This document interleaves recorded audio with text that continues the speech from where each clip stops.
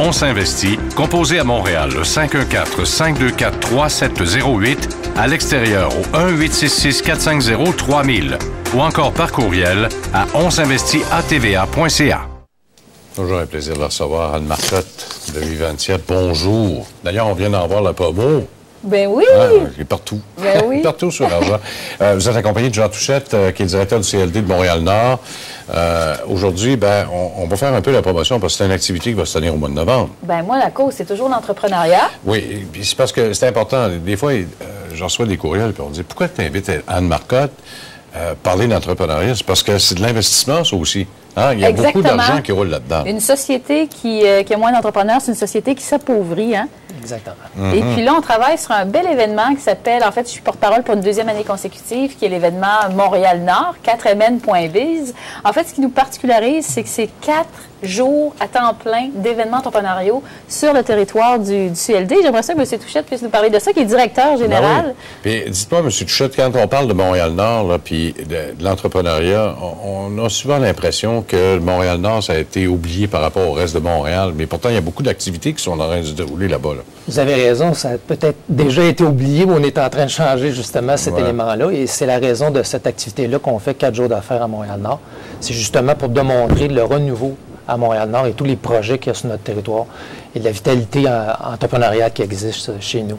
Bon, justement, comme le genre de projet qui risque d'arriver ou qui risque de se produire chez vous, c'est quoi exactement? C'est dans quel ordre, là? Bien, vous avez sûrement vu, il y a plusieurs gros projets d'infrastructure qui existent présentement, qui sont en travaux sur le territoire. On pense juste au viaduc pour Henri Bourassa et le service rapide par Boss qu'il y a sur P9. Donc, c'est tous des éléments qui sont pour nous des moteurs pour le développement économique. À condition qu'il n'y ait pas trop de retard, par exemple, sur P9.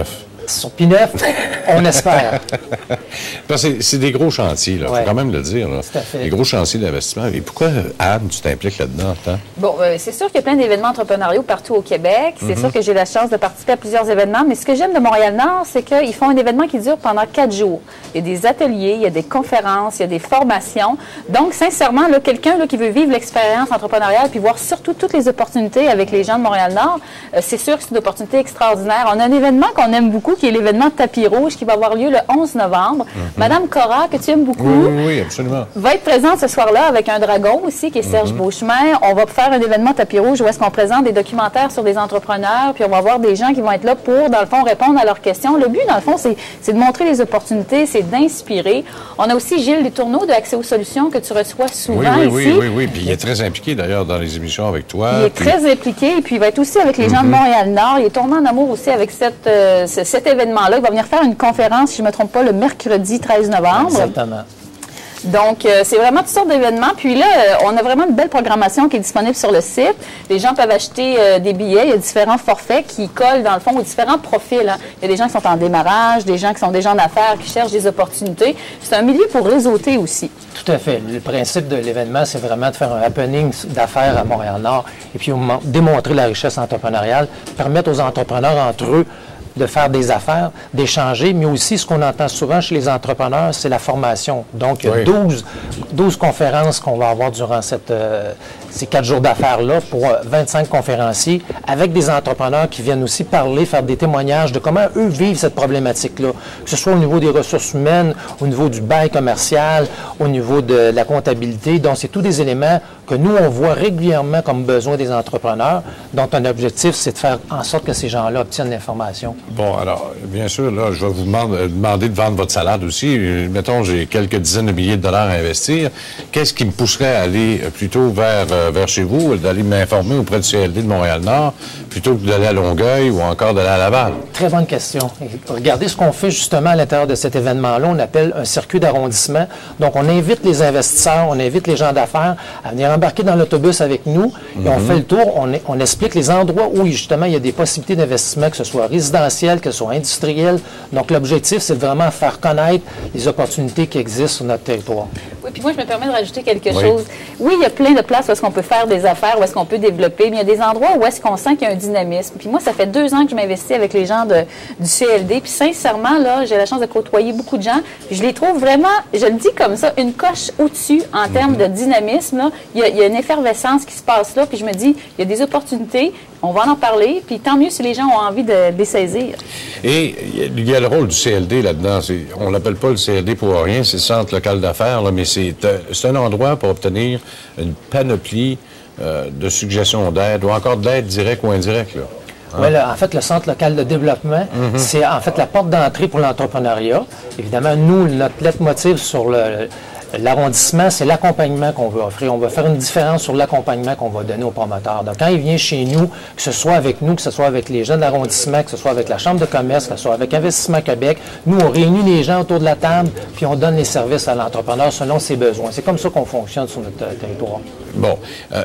Par exemple, c'est quoi? Qu'est-ce qui manque le plus chez vous, là, par exemple? Parce qu'il y a toujours... Chaque endroit, je pense à Notre-Dame de Grâce, par exemple, ou encore d'autres secteurs dans Montréal, ils ont chacun leurs problématiques. Certains, c'est une barrière de langue, d'autres, c'est une barrière de ressources humaines, on est obligé d'importer les besoins, d'autres, c'est d'autres choses. Chez vous, ce serait quoi exactement? Bien, je vous dirais que l'important... Il y a beaucoup de restaurants, en tout cas, ça, c'est clair. Non, c'est une chose qu'on veut améliorer, ça, l'aspect commercial, parce que la restauration, c'est pas nécessairement la force de Montréal-Nord. Par contre, on sait qu'au niveau du commerce de détail, souvent, ça vient et ça va. Nous, on veut travailler vraiment avec l'aspect industriel parce que la richesse et les emplois, c'est dans ces secteurs-là qui sont créés la majorité du temps. Donc, si on veut que notre territoire se développe, c'est là-dessus qu'on va travailler. Et c'est ça qu'on essaie de démontrer aussi, qu'il y a quand même des entreprises existantes depuis de nombreuses années à Montréal-Nord. On a fait une tournée, François, puis on a fait des capsules vidéo qui vont être disponibles sur le site Internet. Je t'en ai en cherché, là. Je t'en ai en cherché une, justement. C'est ça, puis on a interviewé vraiment des gens pour qu'ils nous expliquent comment ils vivent l'expérience depuis X années qui sont installés là et tout ça. Donc, on voulait vraiment montrer là, vraiment la réalité, les opportunités aussi. Et chose certaine, oui, ça prend des événements comme ça, même si on fait ça, on est avec Montréal-Nord, ça en prend partout au Québec, parce que une économie qui n'a pas d'entrepreneurs, c'est une économie qui s'appauvrit. Donc, je trouve qu'on est très audacieux de faire un grand 4 jours. Habituellement, les gens vont faire un événement par année. Nous, on fait vraiment un 4 jours. Donc, sincèrement, on a très confiance que ça va encore être un événement à succès, parce que l'année passée, si je ne me trompe pas, dans les derniers chiffres, on a eu plus de 400 personnes qui ont participé. Hein? Et ça s'est traduit par combien d'investissements par l'après? Est-ce qu'on sait ça? Ou combien de personnes malheureusement, c'est pas l'information qu'on a sur l'investissement parce que, évidemment, notre objectif, nous, entre autres, c'était évidemment d'amener les gens de l'extérieur. On a eu 68 des gens qui venaient de l'extérieur de Montréal-Nord, donc notre objectif d'attirer des gens était atteint. Et puis, on a quand même eu 100 entreprises qui étaient présentes sur le territoire. Donc, de faire connaître, de faire réseauter les gens entre eux. Par contre, l'investissement, c'est sûr que c'est le genre de choses que ça ne se traduit pas nécessairement le lendemain. Des fois, c'est à long terme. Là. Puis on va même avoir lors de l'ouverture le ministre Jean-François Lisée qui va être là, responsable de la métropole, qui va venir faire une courte allocution également. Donc, ils ont réussi à mobiliser vraiment des entrepreneurs reconnus, des entrepreneurs sur leur terrain, la communauté extérieure qui va venir nous voir. Ça, c'est un bel objectif qu'on a rempli l'année dernière. Donc, il y a quelque chose qui va se passer là. Mais chose certaine, François, si on reste dans notre salon, il ne se passe pas grand-chose. Hein? C'est sûr. Alors, il faut sortir, aller sur le terrain, puis nous, on a un beau terrain à offrir. Bon.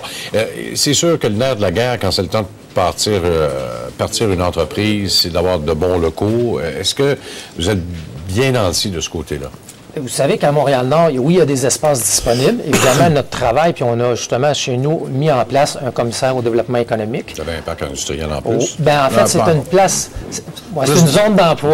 Oui, c'est ça. Pas un parc industriel qu'on peut le voir dans d'autres secteurs, mais c'est une zone d'emploi. Mais on travaille justement à l'amélioration de cette zone d'emploi, de la conserver, ou l'importance qu'on peut avoir sur notre territoire.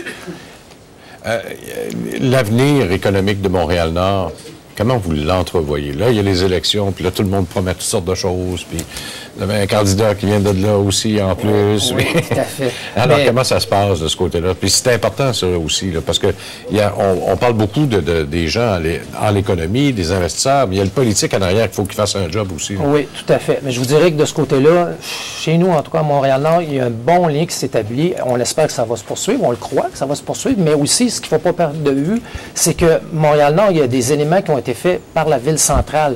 Donc, les objectifs, c'est pas du court terme, c'est du long terme. C'est dans ce sens-là que nous, on est très positifs sur l'avenir de Montréal-Nord, que ce soit au niveau du train de l'Est, le SRB, tous les aspects de transport qui sont des aspects importants pour le développement économique vont être en place, là, au plus tard dans 2 ans. Donc, on a le bureau de projet qu'on peut visiter, qui nous met au courant et au parfum de, de tous ces développements-là aussi. J'oublie souvent cette particularité-là qu'on a mis en place justement à Montréal. Ben oui, effectivement. M. Touchette, merci beaucoup. Anne Massy d'être venue. On va en reparler, ça c'est sûr. On fait une pause, on répond à vos questions tout de suite après.